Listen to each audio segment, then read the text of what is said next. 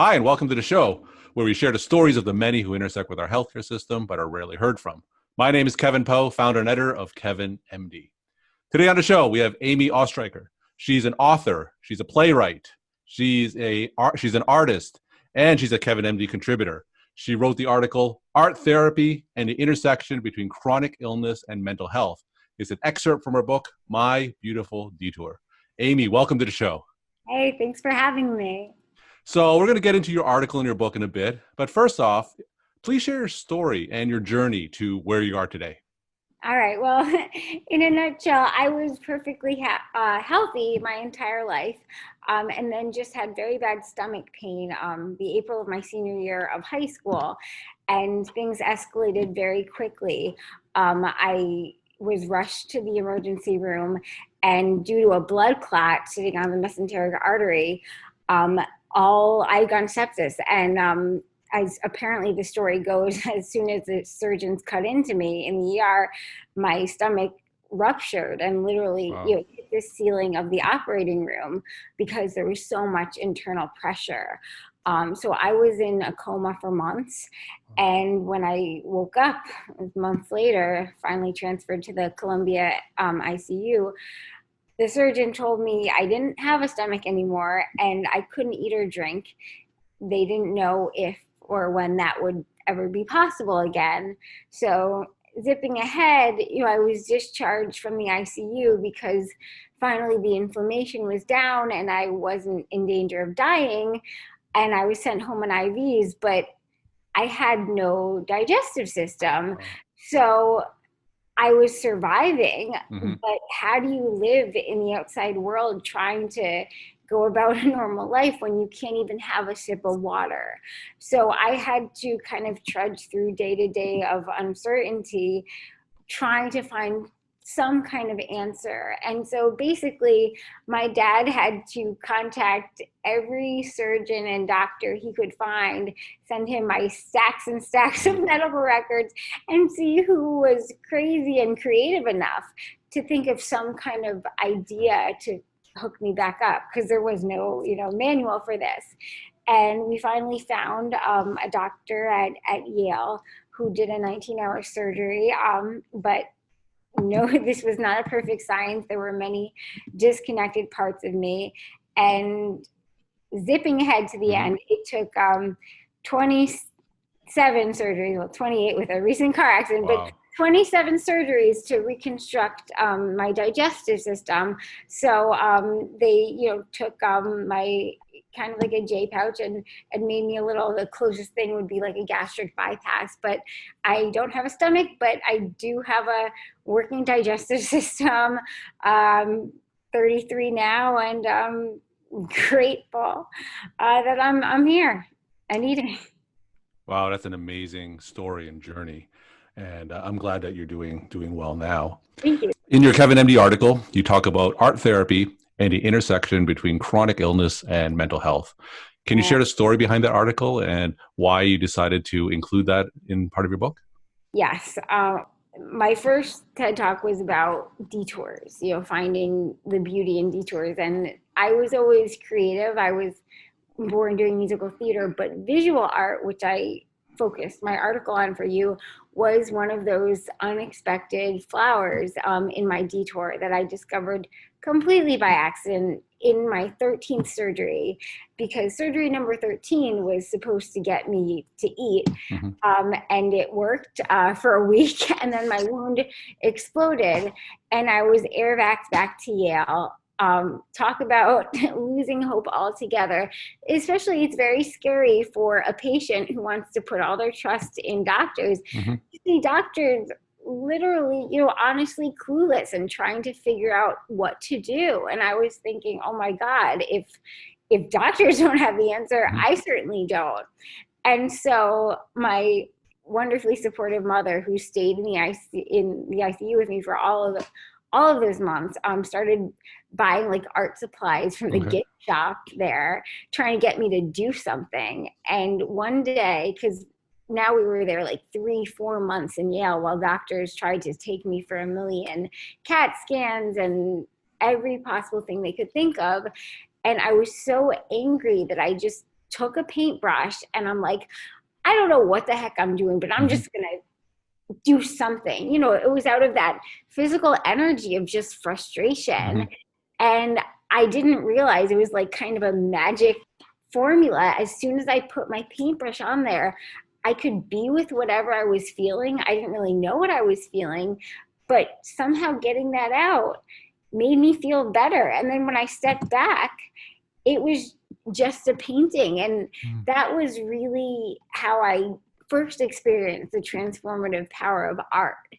And then from the outside in, all of these nurses who were really, they were really about to like kind of put me on like lockdown because I was so frustrated. Hmm. They finally saw that like, okay, now we know what she's feeling. Like it opened communication, and soon they would come in to see what I was painting. And then every day for the rest of the time I was there, they'd take one of my paintings and they'd put it outside my cubicle, and then they would wheel their patients around on that were on wheelchairs just to see my art. And so that kind of gave me a meaning and a day-to-day mission going forward. So talk about the connection between physical Hmm. and mental health.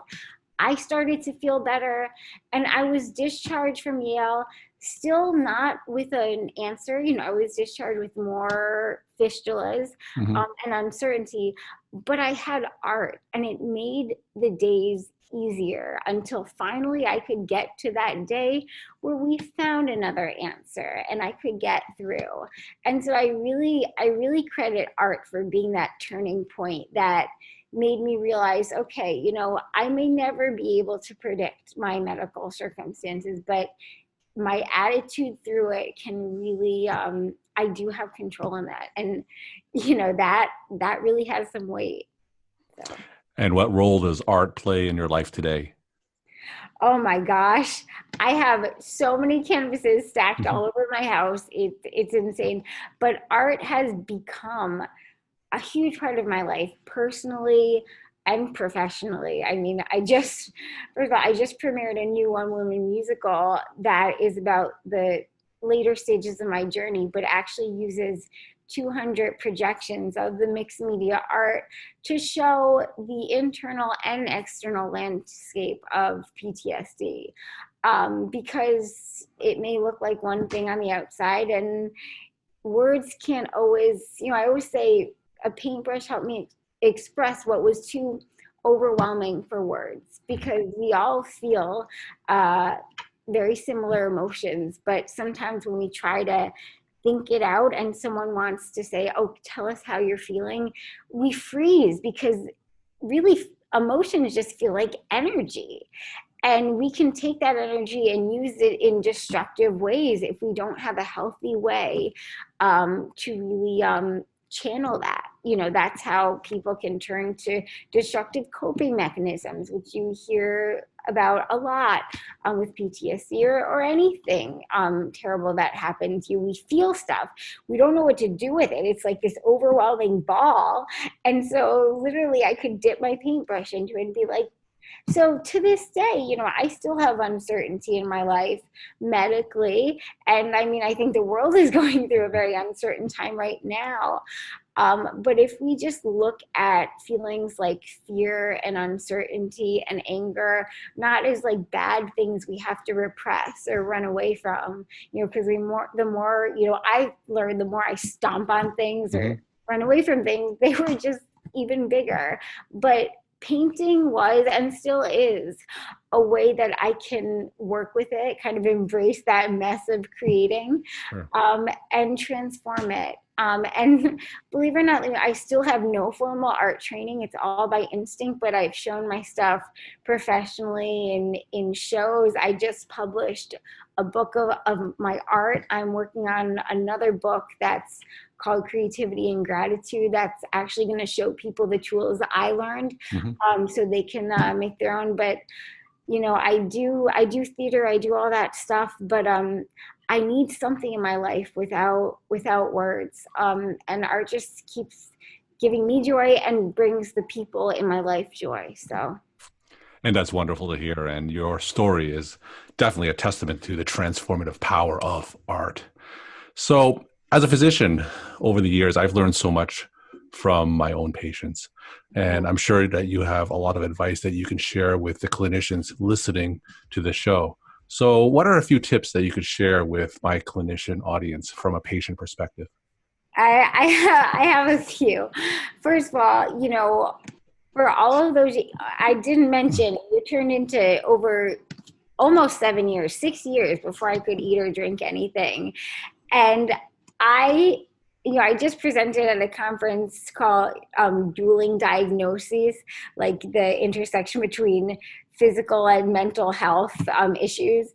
And the head of the conference was like, Amy, you are like the poster child for Mm-hmm. dueling diagnosis, because, I would tell the doctors when I saw them, I'm hungry. Like, what do I do? And some of them would look at me, relatively blankly and say, the TPN, which was my IV nutrition, is giving you 3,000 calories a day. You shouldn't, be hungry. And for me, that was like very emblematic of hunger is also a psychological thing. And so it took a long time. And I think art actually was a way to help kind of give them that feeling. Mm-hmm. But mind and body are so related. And I remember, my mother, when doctors would come in and say, they're so afraid to give you any kind of belief that might not be true. So they would come in and say, we can't guarantee, she'll be able to eat again. And Mm-hmm. my mother would walk them out of the room and say, don't you dare ever say that to my daughter. And it's not denial, but like a doctor's role is to, be realistic, but also they have to fuel that hope in the patient, because hope, I've learned, I call it one of my 4 skills to resilience. Hope is medicine. And one of the simplest tips, but so effective, I learned what a game changer this was, or for others, when I presented at a nursing conference. And I was saying, nurses, by the nature of what they do, they want to help you fix Mm-hmm. things. And so when you tell them how you're feeling, really, when there is no quick fix, a lot of them feel helpless. Mm-hmm. And they ask, like, what can we do, like, if we can't fix it? And I said, believe it or not, really what a patient wants is they just want you to listen. Mm-hmm. It is like the best possible kind of cure. We want to feel like our voice is heard. For me, before I could find the words, art was my kind of intermediate step to doing that, where at least people saw and took in and appreciated what I was feeling. But when we're finally ready to talk about that and give us the space to talk about it, we really just want to be heard. And so as soon as I said that, all the nurses were like, no, that's too simple. You're sure that's all? And then a week later, I got an email from a nurse saying, you wouldn't believe it. Like, a patient was telling me how they were feeling, and I just sat there and Mm-hmm. listened. And they were so thankful. Like, I fixed all their problems. I didn't do anything. And I said, yes, you did. So I think there's power in that. And then I'll just give one more thing is, I know doctors, come to this work because they know we are all, people behind being patients, but make us feel that way, approach us like the people we are without this illness, that we are people like outside of this medical circumstance. I would, when I heard someone refer to me as a patient, at first I would just fire back, I'm a person. I'm a person. And I would put pictures of like myself on stage, before this, just because I needed that reminder. So just embrace that feeling, and be curious, even if it doesn't directly, address the work. I feel there's always time for that. Well, thank you so much for sharing that. And as a physician, we deal with so many things that prevent us from listening, whether it's bureaucracy or Right. quality metrics, and there's so many obstacles that get in the way. So sometimes your story and your message is something that we need to hear and get back to the reason why you went medicine in the first place. And I think that you need to see that people do miraculously recover and get better. I mean, for the many doctors that said I would never eat or drink again, or that I wouldn't live, or they'd never find a surgery to do X, Y, and Z. Things happen. So I think they need to see those positive stories too, just because I know you deal with so many terrible outcomes all the time too. So it's important that you guys have that hope as well. Well, my final question, what's your take-home message to the Kevin MD audience? Oh wow. So that was one of my take home messages, that first I must say self-care is so important for doctors, because there is a quality of numbness I'm sure you have to take on, because how else do you deal? I remember in the ICU, 4 kids died while I was there, and nurses would have this ritual where they close the curtains, and that has to do something. So make sure that you all are taking care of yourself, and you're aware of the dissociation you need to get some of the harder things done, but that whether it's art for yourself or something, something that makes you feel, and that makes you feel good. And when you do have those hard feelings that come up when you face something in your practice, that healthy ways to deal with them, and that there are people you can talk to. I think self-care for doctors is so important, and to know that your work is really appreciated. Well, thank you so much for that wonderful advice. Thank you for sharing your story and your journey. We are talking to Amy Oestreicher. She is the author of My Beautiful Detour. There was an excerpt from that book on Kevin MD, Art Therapy and an Intersection Between Chronic Illness and Mental Health. Thank you so much for being on the I show. Thank you. And I must say, this painting, Singing Tree, that is the painting I'm talking about, the first painting I created in Yale. And what I like about it is it was created at a time of so much pain, but transforming it, all you see is a happy tree now. So that's my take home message. Do something that can transform whatever you're going through. So. Fantastic. Thank you very much.